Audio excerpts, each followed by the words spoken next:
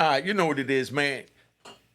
This one's gonna be about the Proud Boys again, man, because I got my man calling in, did over 40 years in federal prison and state prison and connected with all the different gangs and fractions that these brothers are getting ready to go through. So, just sit back and enjoy the ride, man. All right.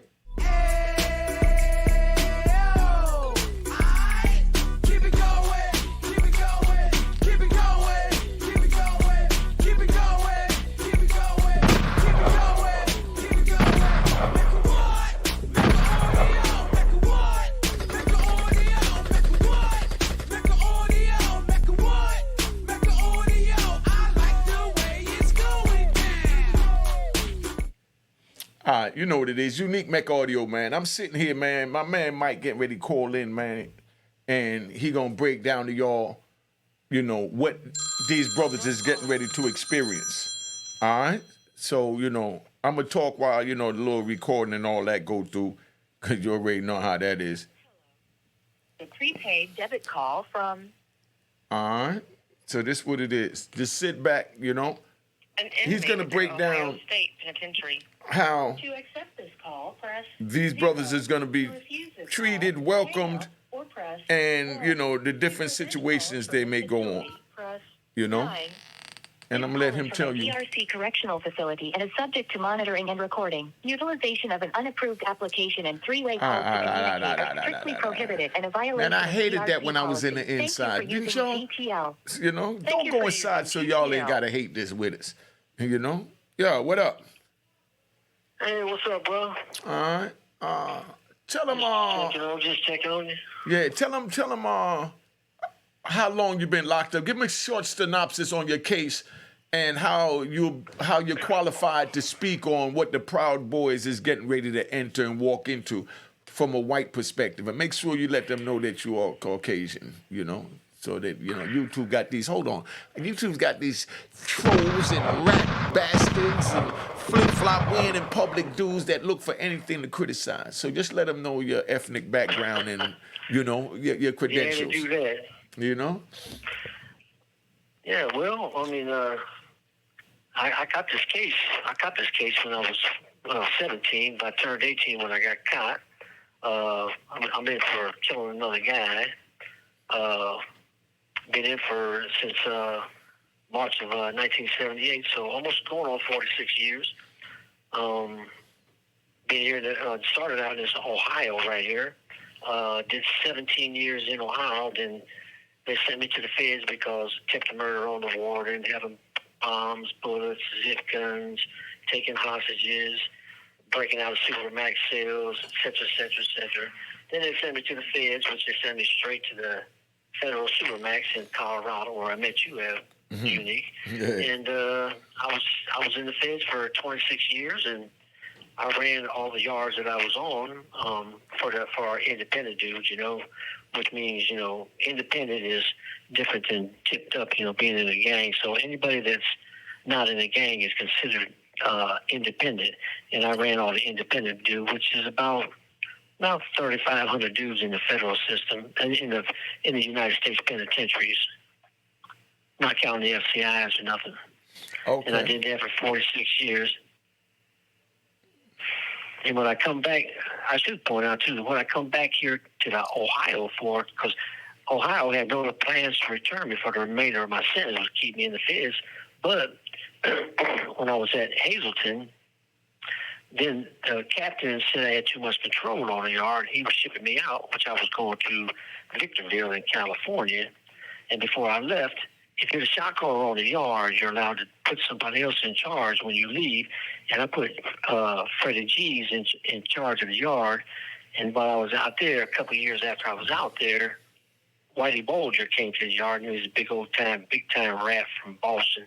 And Freddie and a couple other guys ended up going over there and killing him. My name came up in it, that I let him run the yard. And just because, how the feds are, man, they trip on everything. And then they said I was persona non grata in the feds and sent me back to Ohio. So that's what I'm doing back here now. Mm-hmm. All right, so you understand who this is. He's going to break down what these men is getting ready to face and what they're walking into from storming the Capitol. Now, you mentioned about Whitey Bulger, so let them know, were you there when Whitey Bulger got murdered, killed, whatever it was? You said, where was I at? Yeah. I was out at Victorville, out there on the high desert, about 80 miles out of L.A. And I was out there for a couple of years when Whitey Bulger actually went to Hazleton in West Virginia. And then he come in at about 11:30 that night and was killed like 6:30, 6:45 that morning. So as soon as they opened the doors up, motherfuckers went over there and killed him. Okay, we're going to speak on that in a whole nother interview. But now, tell them how they're going to be received, because I told them earlier that, as far as the gangs, how they're going to receive them, that, they're going to get like a hero's welcome. You know what I mean? Break it down how they're going to be received when they come in. Yeah, they're definitely going to get a welcome, especially from the skinheads and the dudes that are tipped up, in gangs. That's what they call them, tipped up, when they say they're in gangs. And they're going to get all the respect in the world, when they come in and stuff. They're going to have a little bit of influence, but not much, only because it's so protective. The influence is so protective in the federal system, especially with the white guys. And if anybody knows anything about the white car, it's me, because I ran that motherfucker for 26 years. And so what's going to happen is they're going to come in and have their influence and stuff, and they're going to, sway things this way, because they'll have a focal point to concentrate on the streets. And people are going to know that they got that power on the streets, and they still have people out there, et cetera, et cetera. So other dudes are going to gravitate toward that. Now, they're not going to, they're going to be able to mainly influence by certain groups of skinheads, not all of them, and because some of them are pretty big groups, and got their own control out there on the streets. And like the American Front, for example, out in Pacific Northwest, they're pretty big. And as far as the gangs, the gangs are going to recognize some stuff. But again, the influence is protected, because nobody's going to tell the gangs what to do, because that's what they got people in charge for. As far as the independent dudes go, there's going to be dudes, there's going to be some that recognize what they did and stuff, and some guys say, oh, yeah, all right, well, I can respect that, And those guys don't fully understand exactly what's going on. But as an independent, listen, I can tell you for myself, like, independent dudes, they're like anti-Trump. Like I have no love for Trump, and a lot of the independent dudes, if not all of them. Well, I can't say all. It's 3,500. I can't speak for everybody, but they don't like Trump because of what he represents, and like we was talking a while back about him.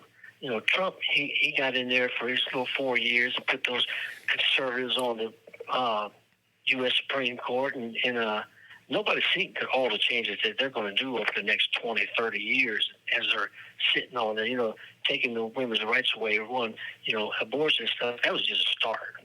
And him getting back in there is just making it worse. And we went from the Democrats giving us, giving prisoners, because that's what we're looking at in prison. Like, people aren't seeing what we see in prison. And, people are starting to get out, a whole bunch of people, it's just like with the COVID, people got compassionate releases and stuff. You could have never got that out of Republicans. And, but anyway, but it was Donald Trump who signed off on it. Hold on, with his attorney general is the one that put that in place right after I came home. What was his name? The crazy one. He's the one that, excuse me for saying crazy, but he was a tough cookie. What was his name, man? Right. What was his name? The one that he put in that he had a hard time with, that went in there and did the Mueller investigation and covered up that whole thing by saying, oh, it was nothing. After all that investigation. What was his name? Put it in the comments, y'all. Yeah. Yeah, but go ahead, because I follow all of that. I'm going to start speaking on that more. I can't remember his name, man. It'll come back. Yeah. But that's where I'm at. Well, Yeah. Old Donald Trump got his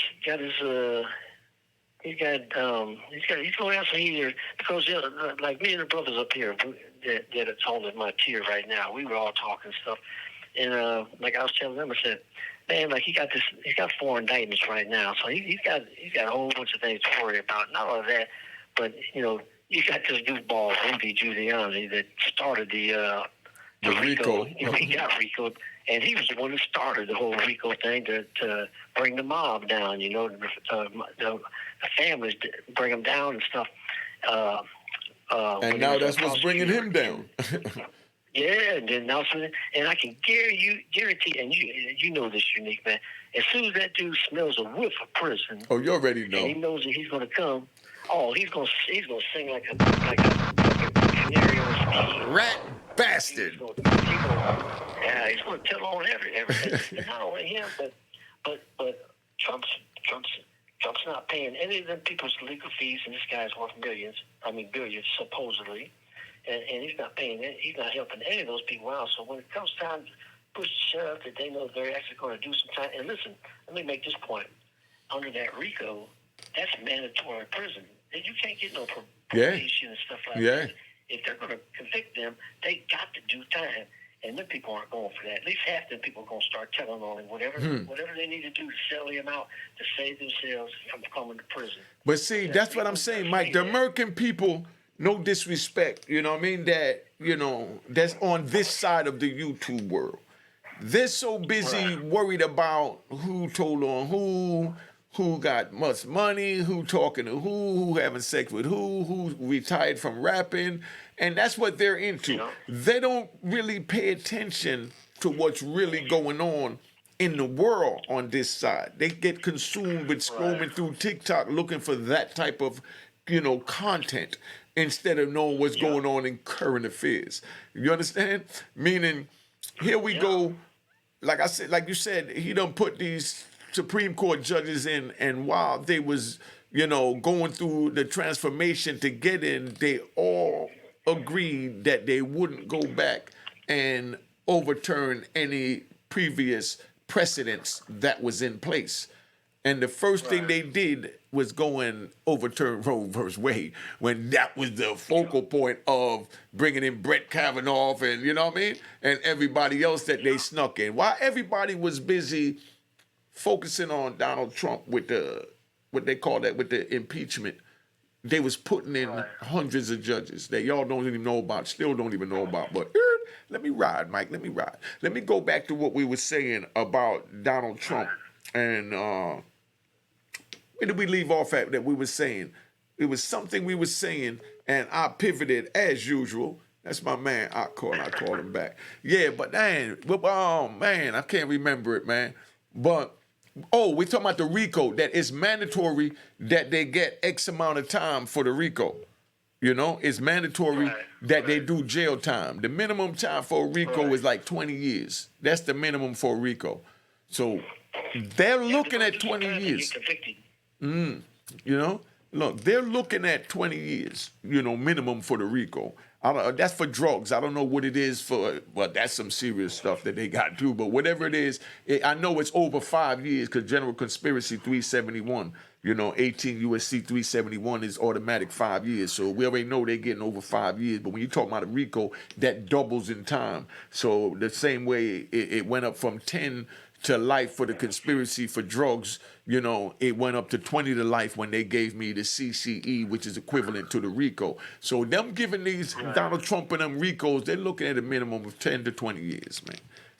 Do you think these people is not going to talk? I hope not. Huh?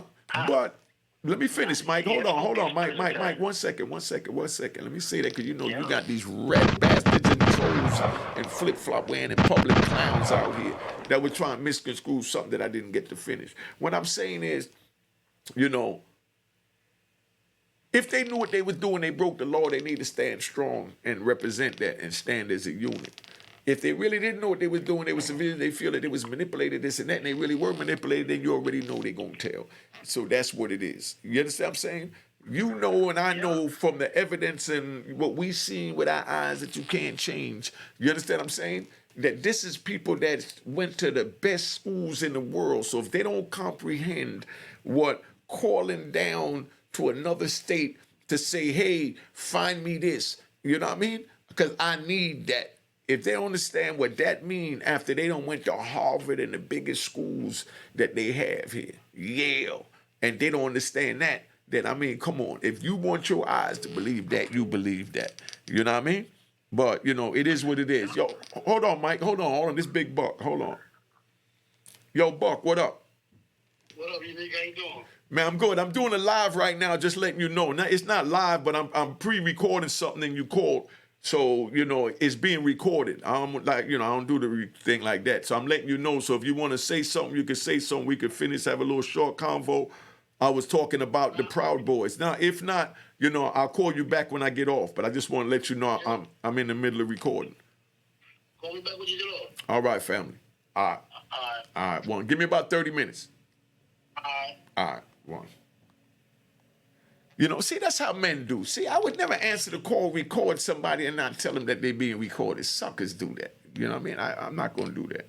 You know, so I gave him an opportunity because you don't take away a man's choice to be a man. See, if my man wanted to talk, he would have said, yeah. He said he didn't want to talk. You know what I mean? He said that, you know, for me to call him back when I get off. But I gave him the opportunity to let him know that we are recording. And they said, oh, I forgot to tell you.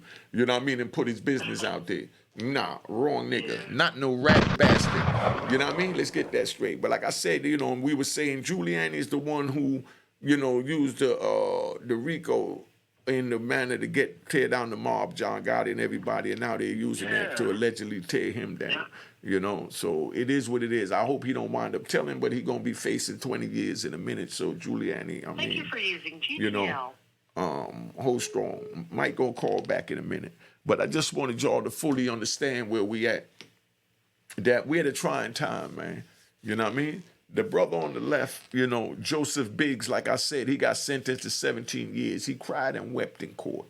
You understand? And then asked that, you know, they allow him to see, you know, to one day walk his daughter to school when they took me away from mine for 26, like I said earlier. Just giving you a recap until, you know, the homie called back, you know. And then we got Zachary Rahl, you know, I think it's spelled R-A-H-L, just to pronounce things right and be proper, got 10 years. You know what I mean? He too cried in court. You see how these dudes, they cry in court. You know what I mean? But when he got sentenced, after he got sentenced and he cried, he walked out the courtroom, pumped his fist and said, Trump won. You know what I mean? Trump won. Man, he's going in and heroes welcome to the brothers that's in the, you know, supremacist gangs in there, you know. So that's what it is, man. You know, but I don't know where we going and what we going to really do in 2024, and I'm really interested to see how that's going to play out. But y'all be real careful during that time. Debit call from All an right, inmate at the Ohio State Penitentiary. let's get him in.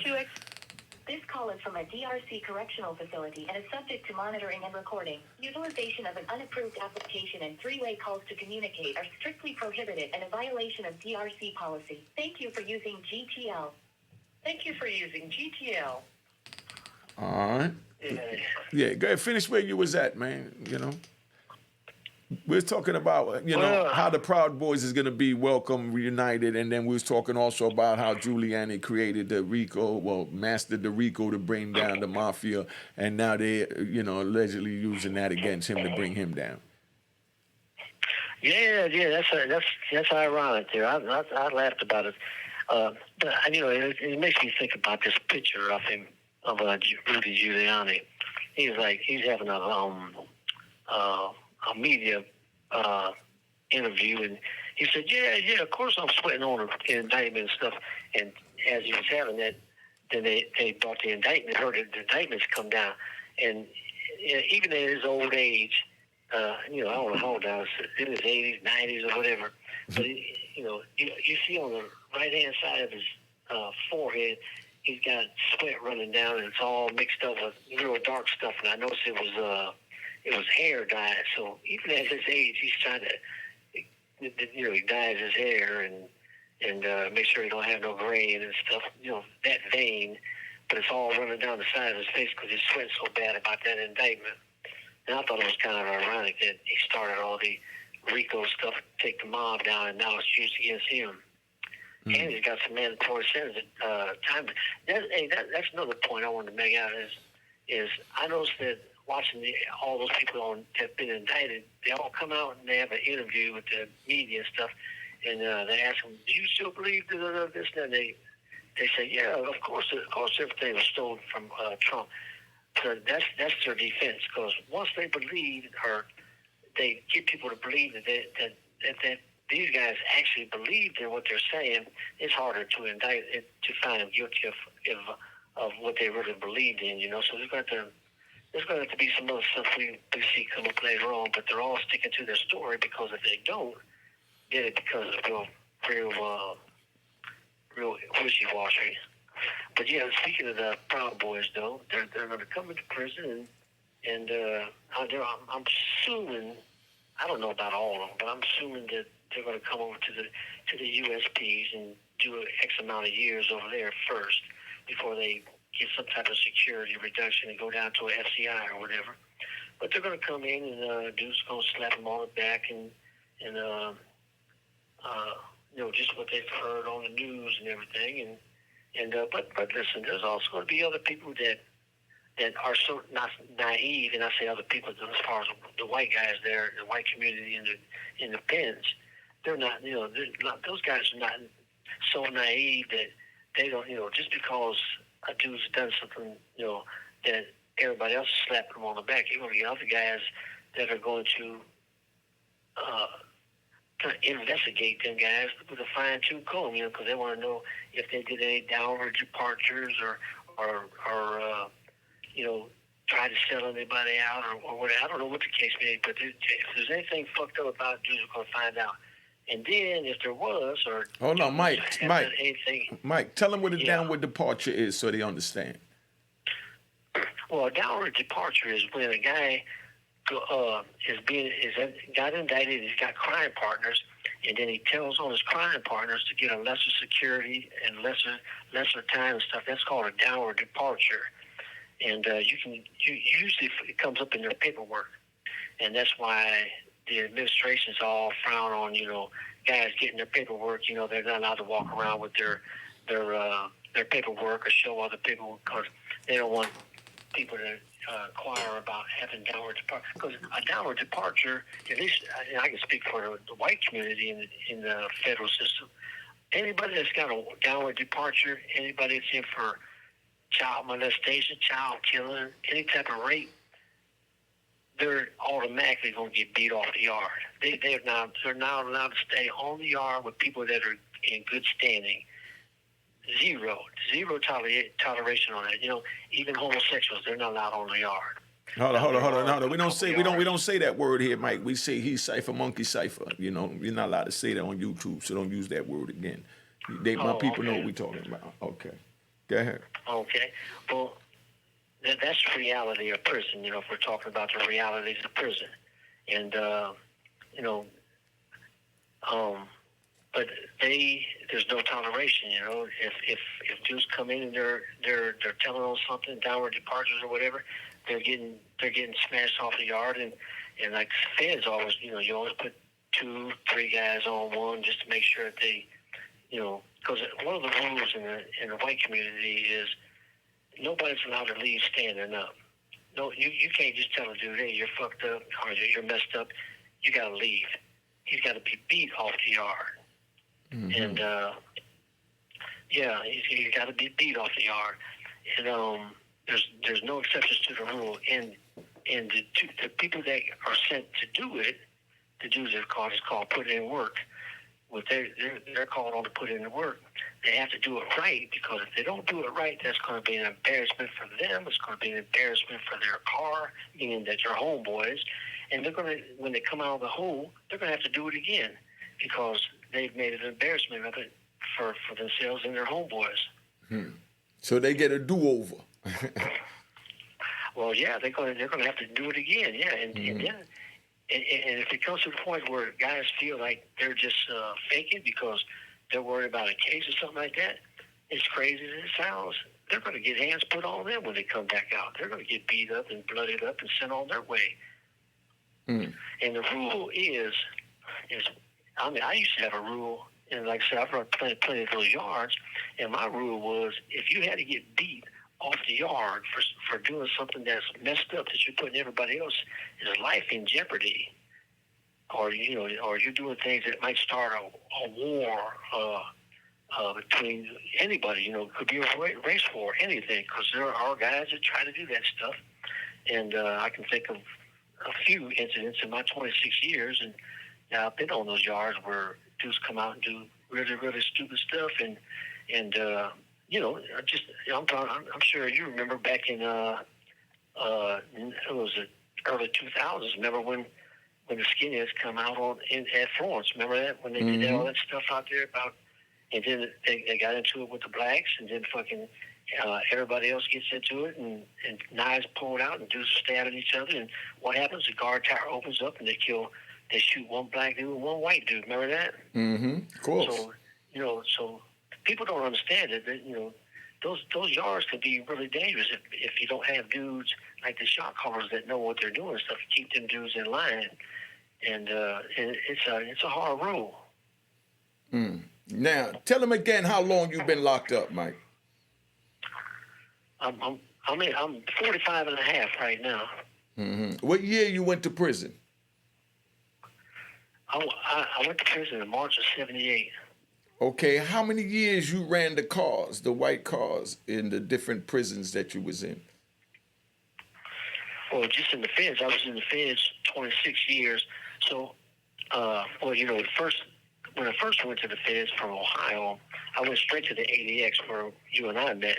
Mm-hmm. So take that 4 years off of it. So 22 years I ran the car out of the 26 I was there, because the first 4 years was at Federal Supermax in Colorado. Mm-hmm.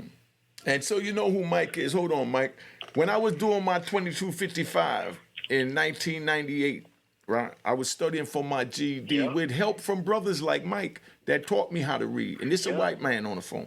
So y'all understand, because I get along with everybody, you know what I mean? Because I don't see color and all of that, I see a man's character.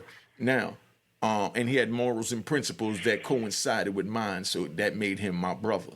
Now, he typed up my paperwork to send it into the prison in 1998, and I'm still appreciative of that the brother calls me, whenever he can, whenever he want. I don't care what time it is, whatever. If I'm not in harm's way, running the streets or whatever, he know I answer and tell him I'm outside, whatever, and I give him the utmost respect, because you don't forget people like that. He typed my legal papers for me to obtain my freedom for my direct appeal and for my to the Supreme Court. And I won in the Supreme Court, so I thank Mike for, him and Dave Joe Levette. I won in the Supreme Court, thanks to them from 1999, and they still refuse to see me by using what they call jurisdictional, hurdles to keep me from bringing my freedom papers in front of the judge from 1999 until 2020. So you understand how serious this is. So you youngins that think it's easy, want to go to jail, I'm going to join the Proud Boys, I'm going to join the Bloods, I'm going to join the Crips, I'm going to join the GDs, I'm going to join the Skinheads, you know what I mean? It's easy to get into trouble. In decades, sometimes even a lifetime to get out, because my brother been in there 45 and a half years, So talk to him about that, Big Mike.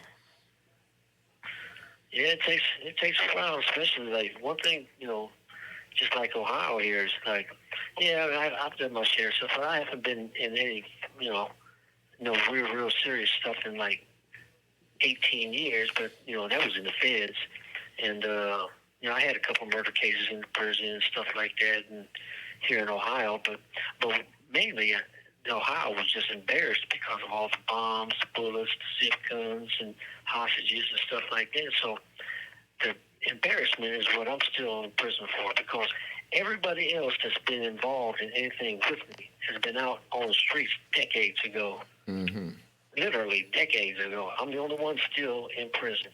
And even though I've been cool for the last 18, 19 years now, it doesn't even matter to them. Mm-hmm. So, I have to fight that battle with them. I see the parole board in another 2.5 years. And now I fall under that Senate Bill 256 is for juveniles. They just came out with that like a year before I came back to Ohio. And I've been back in Ohio 2.5 years now.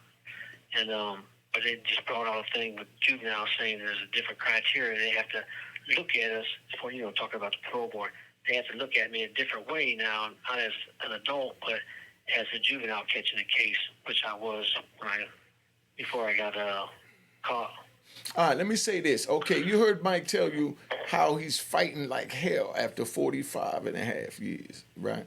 And now, he's fighting to get out, the right way, as a man with his honor and his character. I'm going to ask you this, and no disrespect to you. I just want the YouTube viewers to hear this from a man that's in the belly of the beast. He's in solitary confinement right now as we speak for 5 years, and he's been in 45 and a half years. If you had a chance to tell to get out, would you do it, Mike? And to tell to get out? Yeah. No. I'm right now. How am I gonna say this? I grew up in juvenile joints, reformatory, and in prison.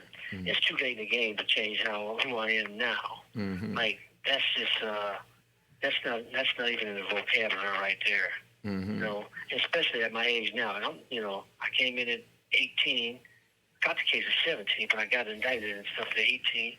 And I'm 64 years old now. It's too late in the game for all that stuff to break weak now. So no. That's never going to happen. Mm-hmm.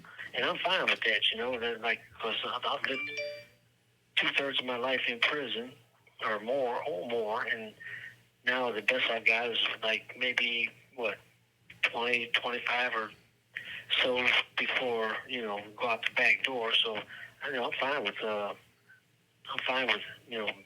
doing. If I have to do it here, I'm fine with that. Mm. You see what I'm saying? I just want you to understand the mentality of men, that have the same moral principles and character that I have. And that's where these brothers are going, and they're going to have to deal with men like this. And they never even phantom men like this exist. Because if I was to do a movie about my man Mike and the things he'd been through, they would swear that it was scripted. They wouldn't even believe it, For them to panic, listen, Mike, they panic because back in... You have 1 minute remaining. Let me say this fast. Because back in the 80s and the early 90s, I was selling 25 keys a day. So they sitting here adding this up and adding that up when how you have good days, you have bad days. You understand? But they want to harp on certain things just to try and belittle you on YouTube. You understand what I'm saying? You wasn't even selling 25 grams, and you feel you could talk to me about selling 25 keys a day. You know what I mean? Some days I had a good day, and I sold 35 and 40. You understand what I'm saying? Well, I'll tell you what. And some days I had a bad day. And some days I chose not to go out. Go ahead, Mike, my bad. Yeah, every day is not the same. I'll tell you what, though, if anybody has any doubts about anything that I've said or something, my name is Michael Lee Wood, and all they got to do is look on my Facebook, and I got everything up on my Facebook for everybody to read, from day one, all the cases I've got, the outside cases I've got in prison, everything. Mm-hmm. So if they're in doubt on... Thank you for using GTL. You see what I'm saying? I've been on here long enough, man. That's why it hurts me to my stomach sometimes to do these YouTube, because I bring jewels. My Instagram is on the screen. Follow me on Instagram. My Cash App is on the screen. There's no one in my last name Hall. It's Hall, not HA1L, none of that. And make sure you hit the icon and say it was created in 2020. It's like these jewels are to be sold, not told. I just let you talk to a man that's in prison for 45 and a half years, still in prison and doing 5 years in solitary confinement, and got multiple murders, kidnapping, wardens, and everything else. I mean, this is stuff for the movies, and I brought them to you. And then, you have these rat bastards and trolls and flip-flop winning and public clowns that try and this I don't even know what comes with it. You know what I mean? Because it don't even make no sense. It's like trying to make something irrational, rational. You know what I mean? Like I said, the streets speak for who we are, man. Cop the book of Row in Harlem, man, and know what time it is, and follow me on Instagram, all right? Let's go. Cheers, cheers, toast the crime, toast the crime, the crime, the crime, the crime.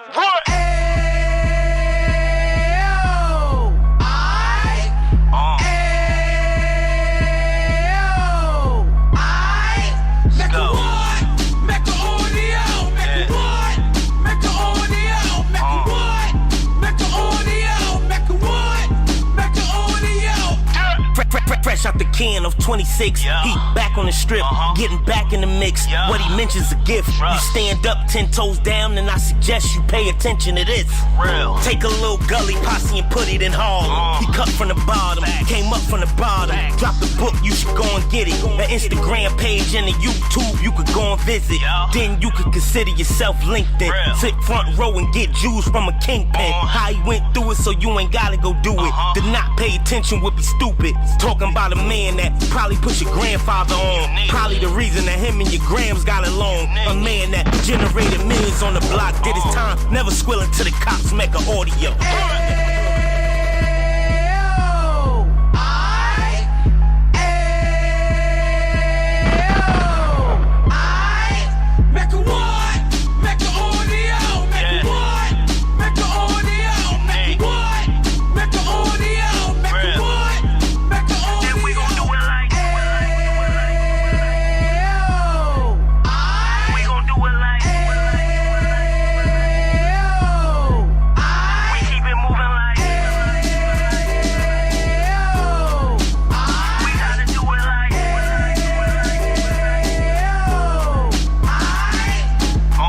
Get it live like 2 G's in the 90s. Drop top beamer so shiny. I let shorty go, she was whining.